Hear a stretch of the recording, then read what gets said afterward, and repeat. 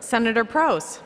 Thank you, Madam President. And I'd ask my colleagues to take a moment with me today to rise in offering this resolution, specifically because of the Michigan and American heroes that we have in our nation who put themselves in harm's way every day, safeguarding our families and our communities.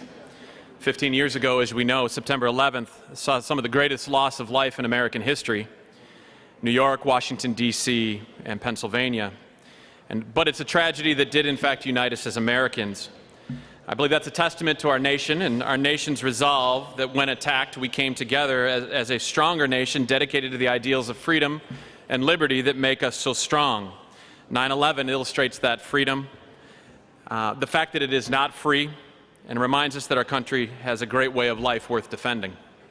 Our firefighters, police officers, EMS, brave soldiers, sailors, and airmen put on the uniform every day to keep our nation safe and to keep our communities safe.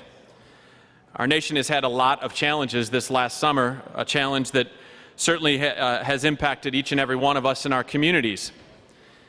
We appreciate law enforcement, and law enforcement must be held to the same high standards that we expect of the gentlemen that stand beside me today. I believe it is important that the overwhelming majority of them meet and exceed our high expectations. We hold those accountable who do not. As you may remember, July 11th was also a day in Berrien County in our southwest corner of Michigan that was rocked with the tragic killing of 2 of the bailiffs in our courthouse. An inmate in handcuffs wrestled away a deputy's gun, was able to gain possession of that firearm, and then ultimately used that weapon to kill 2 bailiffs who have served so well. The bailiffs killed that afternoon were Joseph Zangaro, a retired Michigan State Police lieutenant and Chief Berrien County Courthouse bailiff for 13 years. Also killed was Ron Kinzel, a U.S. Army veteran and a retired Benton Township Police Department officer who had worked for Berrien County as a bailiff for 10 years. Both left behind friends, neighbors, co-workers, and lives that will be shattered and never again the same. Our thoughts and prayers certainly do remain with them and their families. We are truly blessed, as each of you are in your districts, to have amazing and selfless officers who serve to protect us. May God speed them home, and may God bless the men and women who serve our nation in uniform.